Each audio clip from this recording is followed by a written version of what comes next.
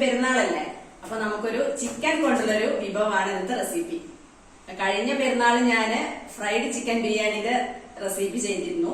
അത് കുറെ ആളുകൾ കണ്ടു, നല്ല അഭിപ്രായങ്ങളൊക്കെ പറഞ്ഞു. അപ്പൊ ഇത്തവണ ഒരു സ്പെഷ്യൽ ചിക്കൻ ഫ്രൈ ആണ്, ആന്ധ്ര സ്റ്റൈൽ ചിക്കൻ ഫ്രൈ. അങ്ങനെ പറയുമ്പോൾ ഡീപ് ഫ്രൈ അല്ല കേട്ടോ, നമ്മള് മസാലയൊക്കെ റെഡിയാക്കിയിട്ട് അത് ഉണ്ടാക്കുന്നത്. ഒരു പ്രത്യേക ടേസ്റ്റ് ആണ് ആ മസാലയ്ക്ക്. അപ്പൊ നമുക്ക് ആദ്യം അതിന്റെ മസാല റെഡിയാക്കാം. ഫ്രൈഡ് ചിക്കൻ ബിരിയാണിന്റെ ലിങ്ക് ഞാൻ ഡിസ്ക്രിപ്ഷൻ ബോക്സിൽ കൊടുക്കാം കേട്ടോ, കാണാത്തവരുണ്ടെങ്കിൽ ഒന്ന് കാണണം. അപ്പൊ ചിക്കൻ ഫ്രൈക്ക് വേണ്ടിയിട്ട് ഞാൻ ഇവിടെ ഏകദേശം 3/4 കിലോ ചിക്കനാണ് എടുത്തിട്ടുള്ളത് കേട്ടോ. 1 കിലോ ഉണ്ടായിരുന്നു, അതിന്ന് നല്ല പീസസ് നോക്കിയിട്ട് എടുത്തു വെച്ചതാണ്. ഇത് ഞാൻ ആദ്യമേ മാരിനേറ്റ് ചെയ്ത് വെച്ചിട്ടുണ്ട്. ഒരു 3/4 ടീസ്പൂൺ മുളക് പൊടി, പിന്നെ ഒരു 1/2 ടീസ്പൂൺ മഞ്ഞൾപ്പൊടി, കുറച്ച് ഉപ്പ് ചേർത്തിട്ട് ഒന്ന് മാരിനേറ്റ് ചെയ്ത് വെച്ചതാണ്. അപ്പൊ ആദ്യം നമുക്ക് ചിക്കൻ ഫ്രൈ ഉണ്ടാക്കാനുള്ള മസാല റെഡിയാക്കാം. അപ്പൊ അതിന് വേണ്ടി ഞാൻ ഒരു പാൻ വെക്കുന്നുണ്ട് കേട്ടോ. ചൂടായ ശേഷം നമുക്ക് ഡ്രൈ റോസ്റ്റ് വെക്കാം. അപ്പൊ പാൻ ചൂടായിട്ടുണ്ട് കേട്ടോ. നമുക്ക് ഇതിലേക്ക് ഒരു 1.5 ടേബിൾ സ്പൂൺ മല്ലി, ഫ്ലെയിം ഒന്ന് കുറച്ച് വെച്ചിട്ട് കൊടുക്കാം. 1 ടീസ്പൂൺ നല്ല ജീരകം, അതേപോലെ 1 ടീസ്പൂൺ കുരുമുളക്, 1 ടീസ്പൂൺ പെരിഞ്ജീരകം. ഇതൊന്ന് മിക്സ് ചെയ്തതിന് ശേഷം ഇതിലേക്ക് 2 കഷ്ണം പട്ട, ഒരു 4 ഏലക്കായ, ഒരു 5 ഗ്രാമ്പു, ഇതെല്ലാം കൂടെ നന്നായിട്ടൊന്ന് മൂത്ത് മണം വരണ വരെ ഒന്ന് റോസ്റ്റ് ചെയ്തെടുക്കാം.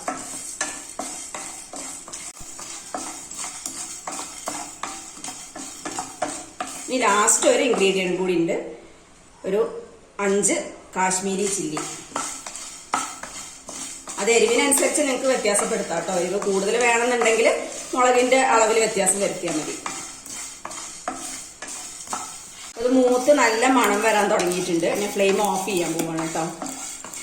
ഫ്ലെയിം ഓഫ് ചെയ്തതിന് ശേഷം ഇതൊരു പ്ലേറ്റിലേക്ക് മാറ്റാം, ഇല്ലാന്നുണ്ടെങ്കിൽ കരിയാൻ ചാൻസ് ഉണ്ട്. നന്നായിട്ട് ആറിയതിന് ശേഷം നമുക്ക് ജാറിലിട്ടിട്ട് നന്നായിട്ട് പൊടിച്ചെടുക്കണം. അപ്പൊ അതെല്ലാം കൂടെ ഞാൻ ജാറിലാക്കിയിട്ടുണ്ട്, പൊടിച്ചെടുത്തിട്ട് വരാം കേട്ടോ. അപ്പൊ അതാ നന്നായിട്ട് പൊടിച്ചെടുത്തിട്ടുണ്ട് കേട്ടോ. നമുക്കത് സൈഡിൽ മാറ്റി വെക്കാം. അപ്പൊ ആദ്യം കടായി ഒന്ന് ചൂടാവട്ടെ കേട്ടോ.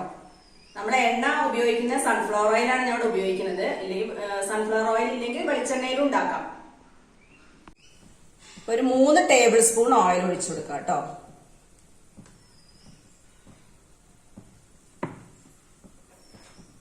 ഓയിൽ ചൂടായി വന്നിട്ടുണ്ട്. ഇതിലേക്ക് നമുക്കൊരു 3 വലിയ സവാള ചെറുതായിട്ട് അരിഞ്ഞെടുത്ത് കൊടുക്കാം.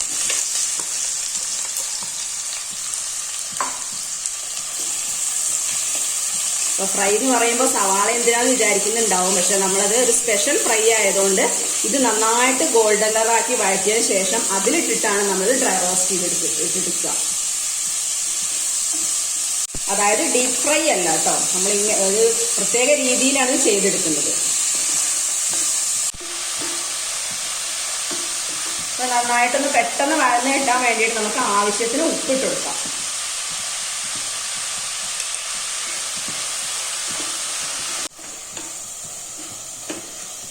ഇനി ഇതിന്റെ കൂടെ ഒരു പച്ചമുളക് നെടുകെ കീറിയത്. മുളകിന്റെ കാര്യത്തിൽ ഞാൻ കുറച്ചിട്ടുണ്ട് കേട്ടോ. ഇപ്പൊ നിങ്ങൾക്ക് എരിവ് കൂടുതൽ വേണമെന്നുണ്ടെങ്കിൽ പച്ചമുളകിന്റെ എണ്ണം കൂട്ടാം. അതേപോലെ തന്നെ മുളക് പൊടിയുടെ കാര്യത്തിലും അളവിൽ കുറച്ച് ഞാൻ കുറച്ചിട്ടുണ്ട്. അത് എരിവിനനുസരിച്ചിട്ട് നിങ്ങൾ ഇട്ടാൽ മതി. സവാള ഏകദേശം നന്നായിട്ടൊന്ന് വാടി വരാൻ തുടങ്ങിയിട്ടുണ്ട്. ഈ സമയത്ത് നമുക്ക് 1 ടീസ്പൂൺ ഇഞ്ചി വെളുത്തുള്ളി പേസ്റ്റ് ഇട്ടുകൊടുക്കാം.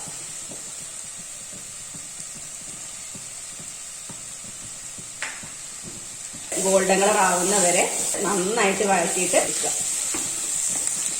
ആന്ധ്രക്കാരുടെ ഫുഡിന്റെ ഒരു പ്രത്യേകത എന്ന് പറഞ്ഞു കഴിഞ്ഞാല് അവര് സാധാരണ ഇങ്ങനത്തെ വിഭവങ്ങളൊന്നും തക്കാളി ഉപയോഗിക്കില്ല. പ്രത്യേകിച്ചും നെല്ലൂര് ഭാഗത്തൊക്കെ അവിടെ ഭയങ്കര ഫേമസ് ആണല്ലോ. നെല്ലൂര് ആന്ധ്ര മെസ് എന്നൊക്കെ കേട്ടിട്ടില്ലേ? ഇപ്പൊ ഏകദേശം ഇങ്ങനെ വാടി വരാൻ തുടങ്ങിയിട്ടേ ഉള്ളൂ. ഒന്നും കൂടെ ബ്രൗൺ കളർ ആവണം.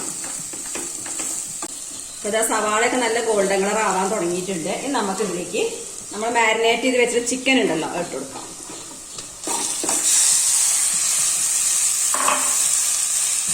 ചിക്കൻ ഇട്ട് കൊടുത്തിട്ട് ഒരു 5-6 മിനിറ്റ് നന്നായിട്ട് വഴച്ചെടുക്കണം ആദ്യം.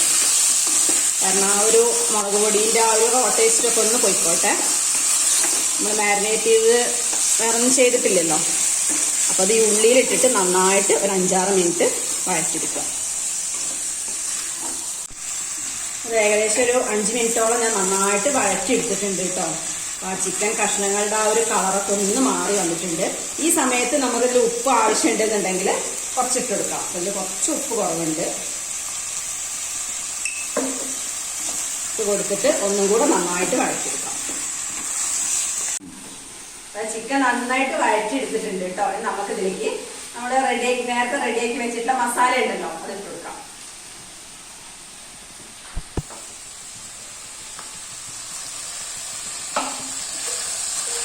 ഫ്ലെയിം ഒന്ന് കുറച്ച് വെച്ചതിന് ശേഷം മസാല ഇട്ടിട്ട് നന്നായിട്ട് മിക്സ് ചെയ്തെടുക്കാം. ഈ മസാലയൊക്കെ എല്ലാ കഷ്ണത്തിലും ഒന്ന് പിടിക്കുന്ന മാതിരി നന്നായിട്ട് വഴറ്റി കൊടുക്കാം.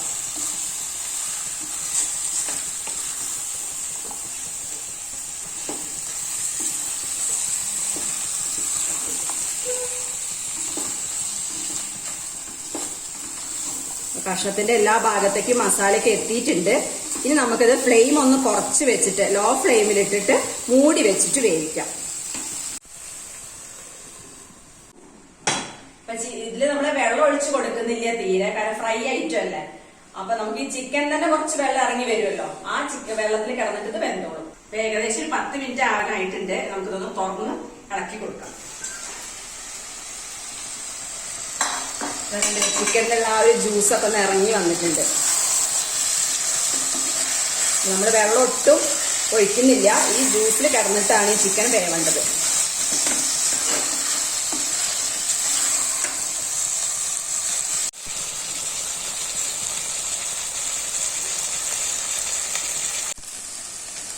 നന്നായിട്ട് ഒന്നും കൂടി ഇളക്കി കൊടുത്തിട്ടുണ്ട്. മൂടി വെച്ചിട്ട് വേവിക്കാം. അപ്പൊ ഇതൊരു 20-25 മിനിറ്റോളം ഇത് വേവിച്ചിട്ടുണ്ട്. നമുക്ക് തുറന്നു നോക്കാം.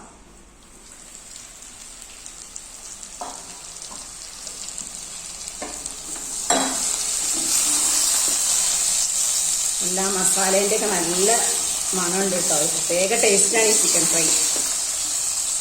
ഉണ്ട്, നല്ല ഡ്രൈ ആയിട്ട് വന്നിട്ടുണ്ട്.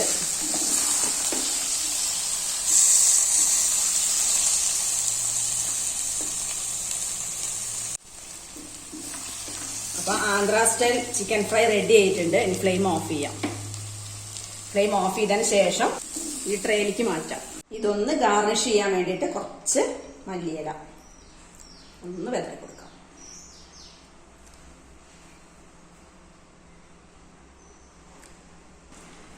അപ്പൊ ചെറിയ പെരുന്നാളിന്റെ സ്പെഷ്യൽ വിഭവമായിട്ടുള്ള Andhra style chicken fry ready ആയിട്ടുണ്ട്. എല്ലാവരും ഇതേമാതിരി ട്രൈ ചെയ്ത് നോക്കൂ കേട്ടോ. നല്ല സ്പെഷ്യൽ ടേസ്റ്റ് ഉള്ള ചിക്കൻ ഫ്രൈ ആണ്. അതേപോലെ തന്നെ എന്റെ വീഡിയോ ഇഷ്ടപ്പെട്ടാല് ലൈക്ക് ചെയ്യണം, ഷെയർ ചെയ്യണം, സബ്സ്ക്രൈബ് ചെയ്യണം. അപ്പൊ എല്ലാവർക്കും മലബാർ ലൈവ് കിച്ചന്റെ വക ചെറിയ പെരുന്നാൾ ആശംസകൾ.